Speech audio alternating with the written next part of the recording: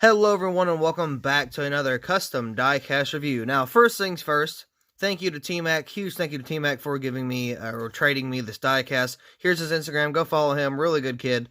But, another thing, I goofed on this one. Here's why. I wanted this paint scheme, right? I have the paint scheme, but I thought I had it in the Gold Series, and apparently I didn't. I only had it in the Authentics line. So I thought that I already had a Gold Series one, so I didn't keep the Gold Series one, like this one, the actual one, untouched. And I actually made the Gold Series one into a custom instead of the Authentics one. And I'm like, well, that sucks. But I mean, hey, it happens. We all mess up sometimes. I meant to keep it in like the box and actually in a Gold Series condition, not mess with or anything, and I meant to do that with the Gold Series, is turn it into a win, but yeah, again, that didn't happen, but, it is what it is, it happens. But anyway, this is the final time, or was the final time, Jimmie Johnson found victory lane all the way back in 2019, I think? Yeah, 2019. So, it's sad I had to look at that. But this is not even really a win. It's a clash win. So, I do believe this is a rain-shortened race. I could be wrong on that. But I'm pretty sure Jimmie Johnson was not, like, the top speed car for that race. So, either way, he still ended up winning because it was shortened.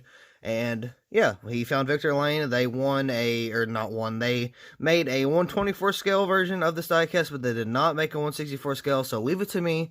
I got it. I made it. It's here.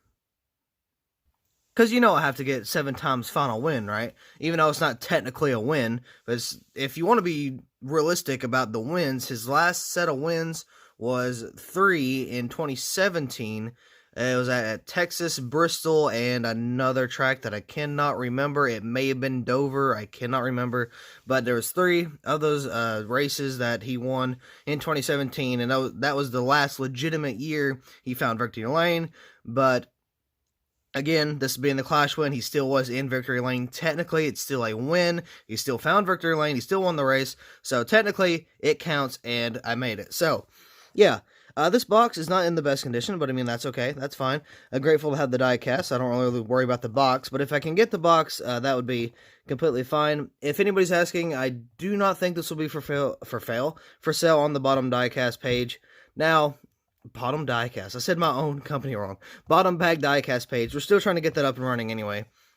Now, maybe if I get another one, I know these diecasts are kind of rare, so, I don't know, maybe I don't want to hurt another one, but who knows, maybe later on down the road I'll have one up for sale. Who knows, I don't know. But for right now, this is going to stay in my personal collection for the time being. With that being said, I am talking way too much, so let's go ahead and get into this diecast review. Here is the diecast out of the box. First things first, you can see that the window net is down. That is a detail added. You can see right in there on the inside the roll cage is painted. You can see it painted up here too. Got the steering wheel painted, or just the stick of the steering wheel. And on the, in the center of the steering wheel, that's also painted, but it's really hard to see. I got the gear shift in there. That's also painted silver. And then underneath, we got some detail. We got a red and black theme here. We got a little bit of silver. But yeah, like the exhaust, the gas tank, all that is red and black and stuff like that. So, there's another thing I was going to say. Oh, right here. On the dashboard, you got some detail there. Not a lot, but there is some detail in there. This window's pretty dirty. I guess that was just from the previous owner. But, I mean, it is what it is. You got the silver and red in there, just making a little... because I wanted to do the detail for a while on the dashboard. I never really got to it, and I never really knew how. And I'm like, you know what? I'm just going to throw some colors on there and see how it works. So I thought about red and silver. I thought about red and blue, but I'm like, no, that doesn't seem like mechanical enough. So I tried red and silver, and I'm like, yeah, that's fine. Originally, there was like silver on the back, and then there was silver there, then red right there in that little square piece. But I'm like, I kind of like the more red than the silver. So that's why I switched to that. But let's take a look at this diecast. So right here on the front, you got some rubber buildup. Not a lot, but there is some right here on the front end as well. Front bumper, you can see there's a little bit of dirt build-up right there on the skirt, or not, yeah, the splitter, not the skirt, I'm sorry. But yeah, just a little bit there, not much, and you got some going up to the hood. You got the trippy Ally logo right there. It's going to be weird seeing Bowman in the Ally car. Oh, also, that paint scheme and that car for Bowman is amazing. Just my opinion. Got the Monster Energy Cup Series banner there. It's poorly printed, but it's there. I got the 48 Ally there once again. Got the stripe going down to the deck lid. Got Johnson right here on the back. And you got Ally right there on the deck lid, of course. Right here on the back, you got Ally once again. Do it right. ZL1 Camaro. Valvoline. You got the old tail lights. And 48 right there. This is a ZL1, not a 1LE, because it is 2019. Got the Ally logo there, or the A. And then you got some rubber buildup, not a lot. And then you got the Ally Do It Right. Got Valvoline. You got Jimmie Johnson up there, and you got the side scrape from, I guess, just where he hit the wall once. So there's a side scrape there. It's not the best side scrape. I could do better. But, I mean, that's just kind of what I had going on for now. And you got the tires or the axles blacked out. I do that on my customs. I don't know why. I feel like it looks a little better. Then you got the rubbed up wheel there. You got the Mechanics Wear 3M. It's kind of hard to see these. It's a little blurry. There we go. NASCAR race car. On the B post, you got 3 only. Wow, this diecast is really dusty. Got Ox out the Freightliner and Simons there. Let's see on the other side, because it is a little bit different. There's not as much damage. You got the wheels there. I don't think there's any. No, there's only one rubbed out tire, and that's where that's on the right front fender, or the right front wheel there. Then you got nothing wrong with the tires over here. You got the window net down there. Got the Mechanics Wear 3M Sunoco, or not Sunoco, but you got the NASCAR race car thing right there. You got Jimmie Johnson right there on the top again. Same as the other side. It's just a little bit different due to the window net and no damage or anything. You got the the American ethanol ring right there. I'm tripping over my words. I'm trying to speak too fast, and my brain is not keeping up with it. So, Valvoline over there. Got the American ethanol ring there. It looks a little off place, though. I don't know really what's going on there.